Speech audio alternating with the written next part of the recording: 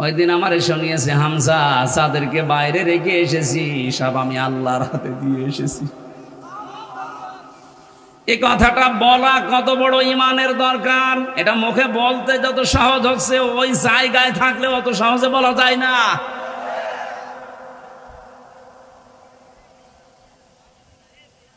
এই জন্য উনি যে তাওয়াক্কুল নিয়ে, ইখলাস নিয়ে দৌড়াচ্ছে সারা দেশে, আমার তো মনে হচ্ছে সারা দেশ থেকে মানুষের সাপোর্ট যেভাবে আসতেছে, কিছুদিনের ভেতরে দেখবেন ইসলামিক বিপ্লব কায়েম হয়ে যাবে।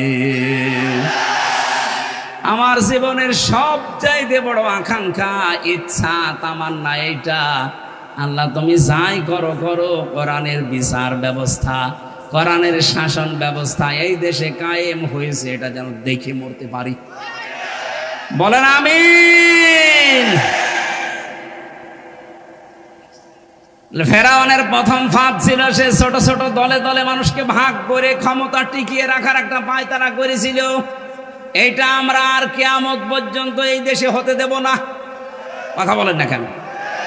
ইস্তাদিফু তাইফাতাম মিনহুম, 2 নম্বরে সে একটা দলকে দুর্বল করে রেখেছিল, ঘায়েল করে রেখেছিল, কোণঠাসা করে রেখেছিল, হীন করে রেখেছিল, ছোট করে রেখেছিল।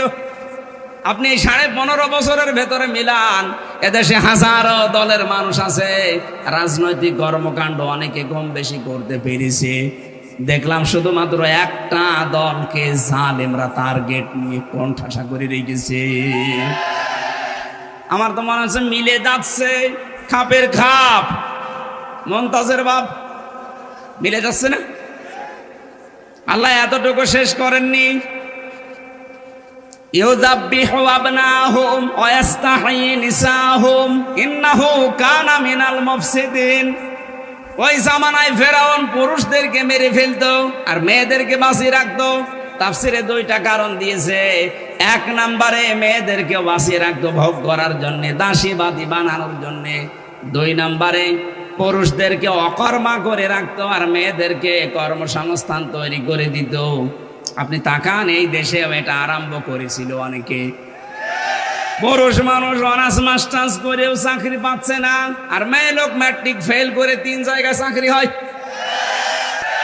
হয় হাতের জেনা হবে, নাই মুখের জেনা হবে, নাই চোখের জেনা হবে, নাই অকল্পনার জেনা হবে, নাই অন্তরের জেনা হবে, নাই তো লজ্জাস্থানের। এক কথা বলেন না কেন? 15.5 বছর এটা আরম্ভ হয়েছিল, আমরা দেখি নাই? জেনার কারখানা খুলে বসেছিল। সম্মানিতা মা বোন যারা এসেছেন, আমি কোরআন হাদিস পড়ে চোখ লাগিয়ে যা দেখতে পাচ্ছি, এই বাংলাদেশের মেয়েরা যদি জাহান্নামে যায়, বেশি বেশি বেপরদার কারণে যাবে। এই জন্য আপনি নামাজ পড়েন, রোজা রাখেন, স্বামীর আনুগত্য চাই করেন, পর্দাটা খেয়াল করে চলেন। ফাতেমাতুজ জোহরা রাদিয়াল্লাহু তাআলা আনহাকে আল্লাহ জান্নাতের নেত্রী বানিয়েছেন, সরদারিনী বানিয়েছেন যে 2টা কারণে। 1 নাম্বার কারণ ছিল তিনি দুনিয়ায় সবচাইতে বেশি গুরুত্ব দিতেন পর্দা। কি বলেন বলেন? মেয়েদের জন্য 14 জন পুরুষের সাথে দেখা করা জায়েজ আছে, তাও মুখমণ্ডল, হাতের কবজি, পায়ের পাতা বাদ দিয়ে পুরা শরীর ঢেকে রাখা লাগবে। মেয়েদের এই চুলটা শুধু স্বামী বাদ দিয়ে পৃথিবীর কারো জন্য দেখানোর বৈধ না। সে নিজের ভাই হতে পারে, বাবা হতে পারে, নিজের চাচা হতে পারে, মামা হতে পারে। এরকম 14 জন পুরুষের নাম দেওয়া আছে। এদের কাছেও যদি আপনি দেখা করতে চান, কথা বলতে চান, পর্দা করা লাগবে।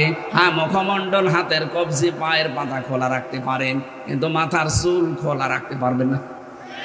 অথচ আজ অনেকে অফিসে যারা যায়, বাজারে যারা যায়, ওখানে মনে হয় স্বামী বসে আছে। কথা বলেন না কেন? আমি নিচে নামলাম না। সূরা আহজাবের 33 নম্বর আয়াতে আল্লাহ জানিয়েছেন, 32 নম্বর আয়াতে, মেয়েরা যদি মোবাইলেও কথা বলতে চায়, তাদের ভাষা কেমন হবে আল্লাহ ওই ভাষার সিস্টেমটা জানিয়েছেন।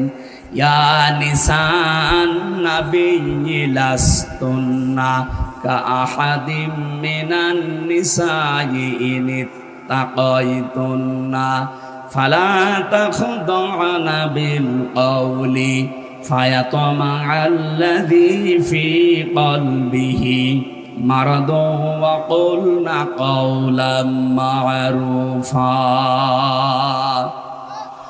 আল্লাহ পাক বলেন, হে নবীর স্ত্রীরা, কারো সাথে যদি প্রয়োজনে কথা বলতে চাও পর্দার আড়াল থেকে বলবা, 1 নাম্বার।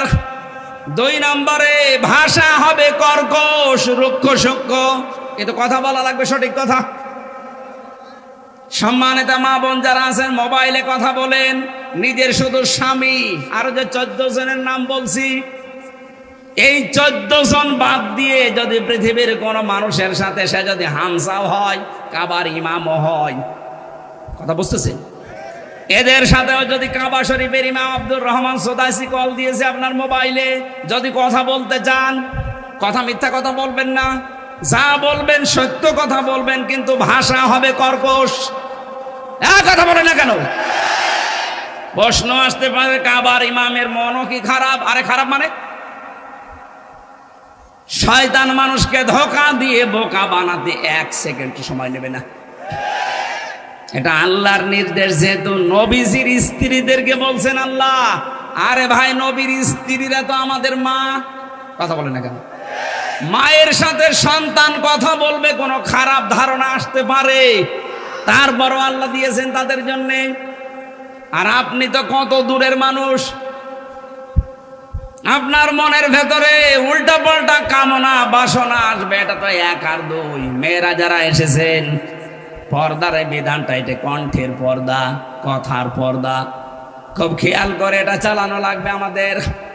আপনি নামাজ রোজা অন্যান্য নফল ইবাদত বন্দেগী কম হোক, কিন্তু পর্দা যেহেতু ফরজ, এটা যেন বাদ না যায়। অধিকাংশ মেয়েরা, আমি বলছি না জাহান্নামে যাওয়ার পেছনে কারণ হবে এই পর্দা। আজ যারা সমকামিতা চালু করতে চাচ্ছেন, কোথায় আছে পর্দা? তো অনেক দূরে। সমকামিতা যেটা প্রকাশ্য হারাম, লূত নবীর স্ত্রীকে আল্লাহ জাহান্নামে দিয়েছে সমকামিতাকে সাপোর্ট করার কারণে। আরে যে বাংলাদেশে অনেকে এখন রাষ্ট্রীয়ভাবে এটা সাপোর্ট করার চেষ্টায় আছে। এদেশে স্বাধীন করা হয়েছে ছাত্র আন্দোলনের মাধ্যমে, সমকামিতা প্রমোট করার জন্য না। যদি কেউ জেনে হোক, বুঝে হোক, না বুঝে হোক, এই হারাম কাজে দেশে চালু করতে চান, দাঁত ভাঙা জবাব দেওয়া হবে। আমরা যেভাবে স্বাধীন করে আপনাদেরকে বসিয়েছি, ওইভাবে আবার নামাতেও পারবো। সুতরাং যারা বসে আছেন, আল্লাহ বিরোধী, রাসূল বিরোধী, মানবতা বিরোধী কোন কাজ দেশে আমরা আর হতে দেব না। যারা মানবতা বিরোধী কাজ করেছিলেন, ভুয়া একটা বিষয় তুলে হাজার হাজার মানুষকে বিচারিক কিলিং এর মাধ্যমে দেশ থেকে বিদায় করেছেন, তাদের বিচার এখন খুব তাড়াতাড়ি আমরা করতে চাই। ডাক্তার আব্দুল্লাহ মোহাম্মদ তাহের, জামাতের নায়েবে আমির, উনি ঘোষণা দিয়েছে কয়েকদিন আগে, বিচার ব্যবস্থার নাম নিয়ে যারা এই ভুয়া আন্দোলন তুলে হাজারো মানুষকে যারা ফাঁসি দিয়ে বিদায় করলেন, এদের রক্তের দাম এখন আমরা নিতে চাই। কথা বলেন না কেন? এই জন্য এই রক্তচোষা মানুষ সহ অনেকের নামে আন্তর্জাতিক অপরাধ ট্রাইব্যুনালে অন্তত মামলা হয়ে গেছে, তাদের গ্রেপ্তারি পরোয়ানা জারি হয়েছে। আপনারা যদি ভুয়া জিনিস তুলে বিদায় করতে পারেন, আমরা তো সত্য জিনিস, গণহত্যার সাথে আপনি জড়িত। কথা বলেন না কেন? মানে যে গণহত্যার সাথে জড়িত, এর প্রমাণ হচ্ছে এখনো পর্যন্ত হাসপাতালে 2780 জন কাতরাচ্ছে। 1734 জন মানুষ বিদায় নিয়েছে এই জুলাই এবং আগস্টের এই আন্দোলনে। এদেরকে তো আর ফেরেশতারা মারে নাই, হয় আপনি মেরেছেন, আপনার হুকুমে মারা হয়েছে। 6 সালে যেমন 2006 সালের আগস্টের 28 তারিখে পিটিয়ে মানুষ মেরেছিলেন, 2024 সালের 5 আগস্টের আগ পর্যন্ত ঠিক এইভাবে আপনার হুকুমে মারা হয়েছে। সুতরাং হুকুম দাতা হিসাবে আপনি জড়িত, এই হিসাবে এই বিচার আরম্ভ হচ্ছে। সামনে কি হয় আমরা দেখতে চাই। আমরা চাই বিচার যেন স্বচ্ছ হয়, ভুল ভাল বিচার করার দরকার নেই। যদি সঠিক বিচারও করা যায়, এ জালেমকে 100 বার ফাঁসি দেওয়া যাবে। আল্লাহ বলেন, ওর কাজই ছিল এইটা, ফেরাউনের পুরুষ মানুষ বাঁচিয়ে মারি ফেলতো আর মহিলাদেরকেও বাঁচিয়ে রাখ। এটা কর্মজীবনের মাধ্যমে হোক আর অন্য কোনো কারণে হোক। আমরাও দেখলাম ফেরাউনের নীতি অবলম্বন করে অনেকে আমাদের পুরুষ মানুষ কত চাকরির জন্য হাহাকার করে নেই, আর মেয়েদের ম্যাট্রিক ফেল করে বসে আছে, 3টা চাকরি হয়ে যাচ্ছে। ইন্নাহু কানা মিনাল মুফসিদিন। ফেরাউন ছিল ফ্যাসাদ সৃষ্টিকারী, ও ছিল জালেম, ও ছিল স্বৈরাচারী, ও ছিল সন্ত্রাসী। এ ভাষাকার, এই ভাষাটা যে 1500 বছর পরে এখন অনেকে অনেকের নামে বলছে যে উনি স্বৈরাচারী, উনি সন্ত্রাসী, এটা নতুন করে বলা লাগছে?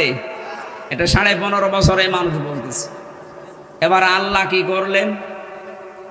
আল্লাহ রাব্বুল আলামিন বলেন, নুরিদু আন্নামুন্না আলাল্লাযীনা ইসতুদঈফু ফিল আরদি। এই একটু খেয়াল করুন, ওই দেশে মানে ফেরাউনের দেশে ও সেই দলকে দুর্বল করে রাখার চেষ্টা করেছিল। আমি আল্লাহ চাইলাম ওই দলের উপরে অনুগ্রহ করি। চাচ্ছে কে? আরো জোরে বলেন, বলেন আরো জোরে। অনুরিদু, আমি আল্লাহ চাই, আন্না মুন্না, তাদের উপরে অনুগ্রহ করতে। কাদের?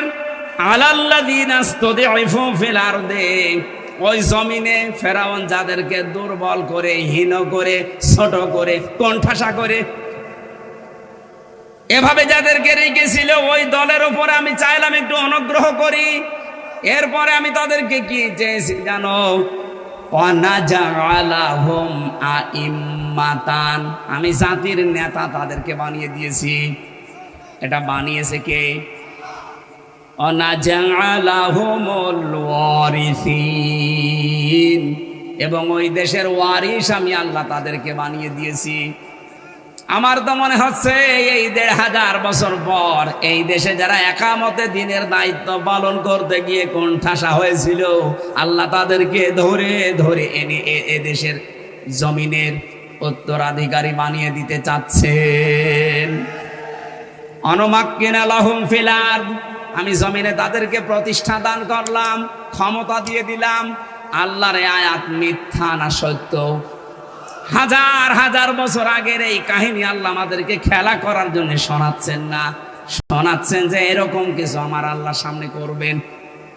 যেহেতু ওই জামানায় মুসা নবীর দলকে তিনি প্রতিষ্ঠা দিয়েছিলেন জমিনে, এই জামানায় যারা আল্লাহর দ্বীনের জন্য মুসা নবীর মতো কষ্ট স্বীকার করছে, তাদেরকেও জামানার জন্য আল্লাহ নেতা বানিয়ে শাসন ক্ষমতা দিয়ে দেবেন।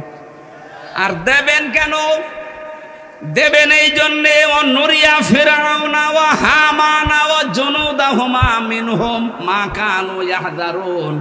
ওই জামানায় আল্লাহ দেখাতে চেয়েছিলেন ফেরাউনকে, হামানকে, আর ওই দেশে যারা দায়িত্বে ছিল হামানের, ফেরাউনের, ওদের এই সৈন্য বাহিনীকে আল্লাহ দেখাতে চেয়েছিলেন। তারা যা আশঙ্কা করত, ভয় পেত যে না জানি মুসা নবীর দল যদি ক্ষমতায় আসে তাহলে আল্লাহর আইন প্রতিষ্ঠা করে ফেলবে। আমার মনে হয় এই জামানায় আল্লাহ নব্য ফেরাউন, হামান এবং তাদের সৈন্য বাহিনীকে আল্লাহ দেখাতে চাচ্ছেন, দেখ যাদেরকে ভয় পেতে আমি তাদেরকে জামানার জন্য ইমাম বানিয়ে দিয়েছি, তাদেরকে জমিনের উত্তরাধিকারী বানাবো। এই চ্যালেঞ্জ কার?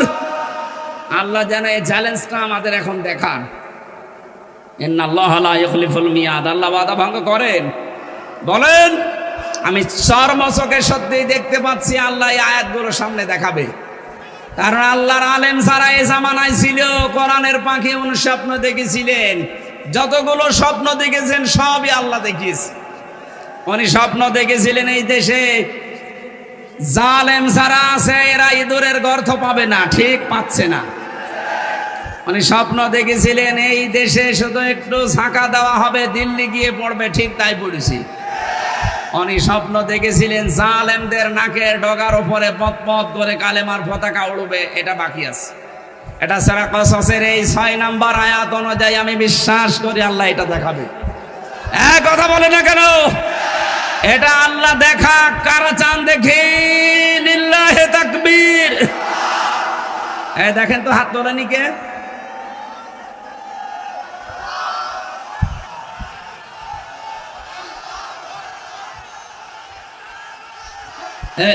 আলহামদুলিল্লাহ ভাই, বসে।